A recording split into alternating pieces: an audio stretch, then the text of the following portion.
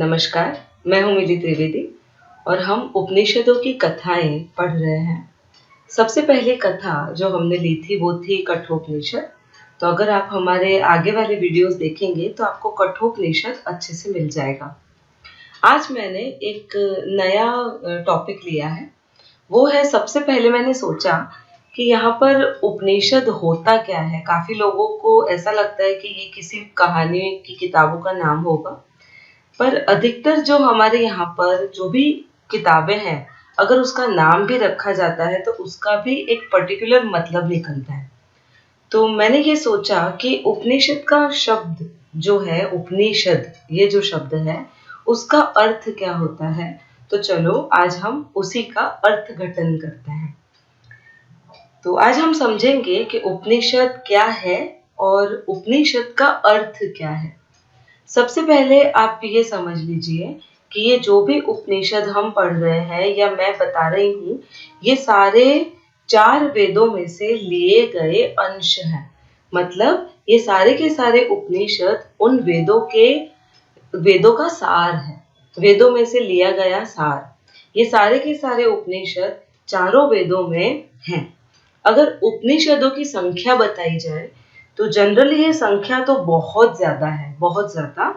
पर जो बेसिक संख्या बताई जाती है, मतलब मुख्य उपनिषद, तो कुल मिला के 11 उपनिषद मुख्य है। और इसमें भी बहुत सारे दूसरे उपनिषद भी हैं जिनकी संख्या हो जाती है 108।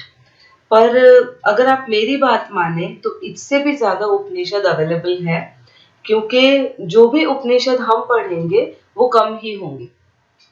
हमारे पास जो भी अवेलेबल होते हैं किताबों में से या कैसे भी, वो सारे कम ही होंगे। तो चलिए आज हम देखते हैं उपनिषद क्या है। वो आपको समझ में आ गया है, ये वेदों का सार है।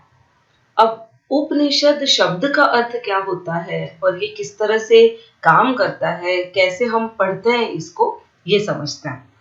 अब ये जो शब्द है उपनिषद, वो उप, नी और सद धातु में अगर क्लिप का प्रत्यय जोड़े तो बनता है।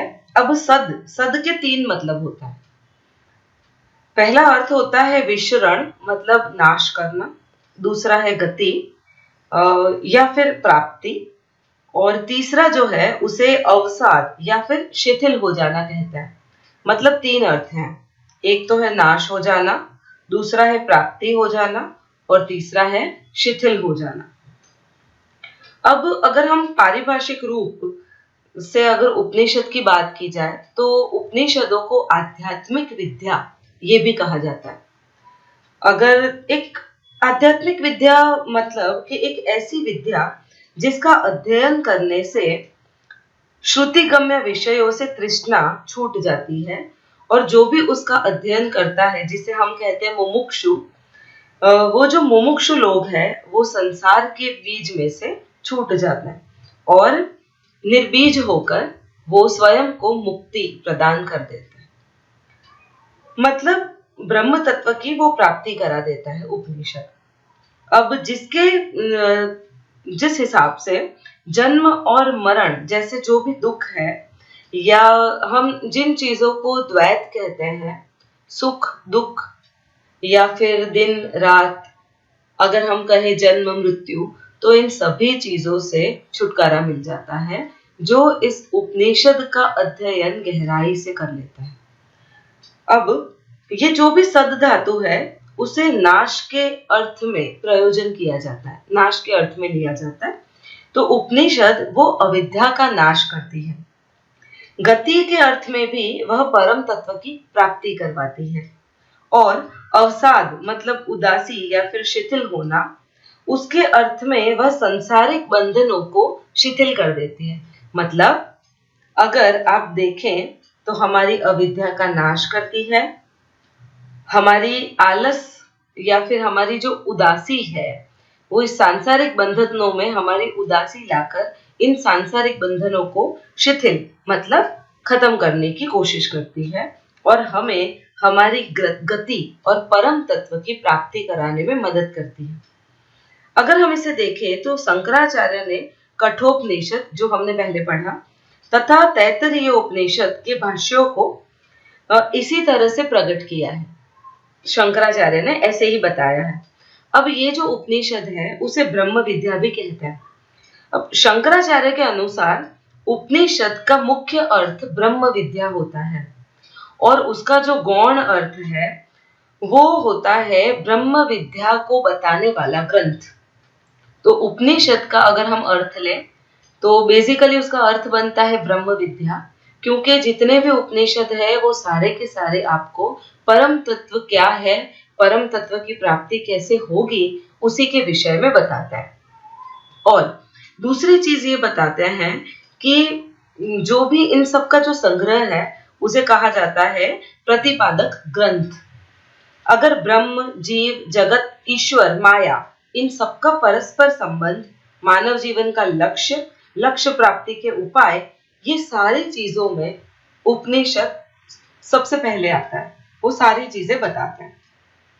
उपनिषद का एक और भी अर्थ होता है। उप मतलब नजदीक, नि मतलब निष्ठा पूर्वक और सिदित मतलब बैठना। मैं फिर से बताती हूँ।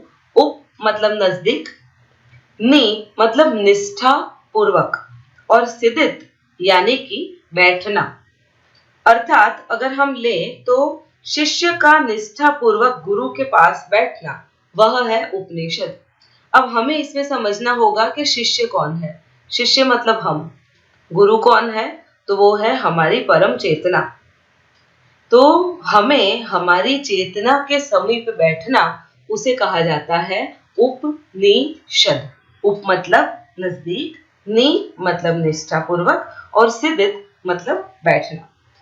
एकांत में गुरु के पास बैठना यह भी सूचित करता है और गुरु शिष्य को गूढ़ विद्या की प्राप्ति के लिए भी ये माना जाता है कि पास में बैठते हैं। यह एक आध्यात्मिक ज्ञान है जो अधिकारी शिष्यों को ही दिया जाता है। इसके लिए एक बहुत अच्छी बात यह है कि आपको अधिकारी होना चाहिए और अगर आप ये वीडियो देख रहे हैं तो कहीं ना कहीं आप इसके अधिकारी बन चुके हैं।